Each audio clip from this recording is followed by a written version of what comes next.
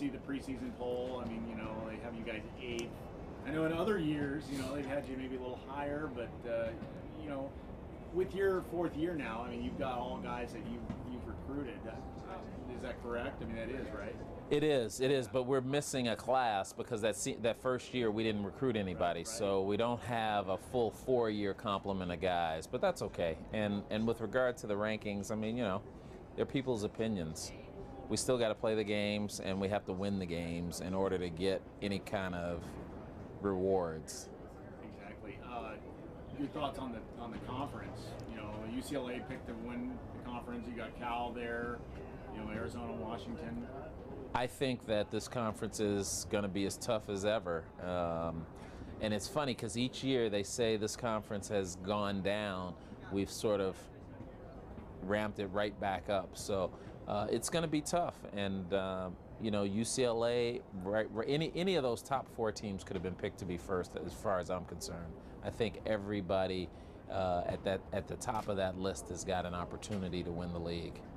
Jared said, I asked him, it'll be a successful season for the Beavers if we stay healthy and stay together.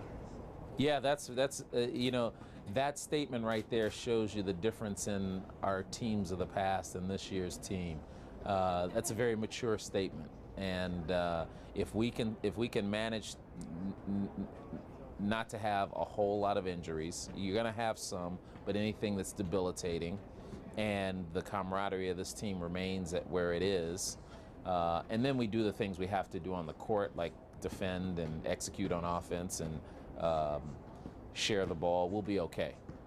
Your thoughts on your rivals down the road? I mean, they've kind of been through a rebuilding process as well, and now Dana in his 2nd year, they have, you know, a mix of some guys who've done a little bit. They played 39 games last year and had a CBI experience much like yours. Right.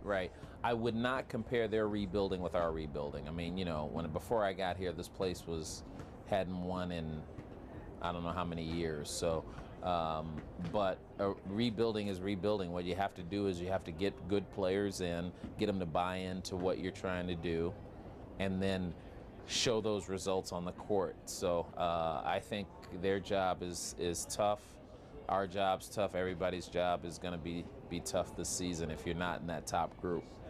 I want to ask you one more thing about Jared. You know, the coaches around the Pac-12 now, really, I mean, they've kind of taken notice of Jared the last couple of years, and right. More than a few guys that I've talked to this morning were just like, wow, you know, Jared is last year raised his game. He's tough.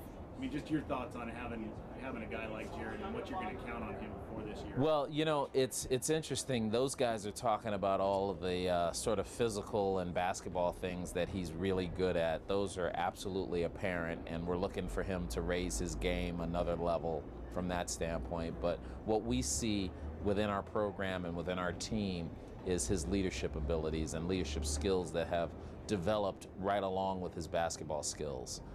He's one of the leaders of the team. He's vocal.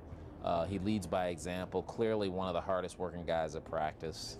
One of the hardest working guys in the weight room. So we are really excited about Jared, the whole Jared, and he's got a lot on his shoulders.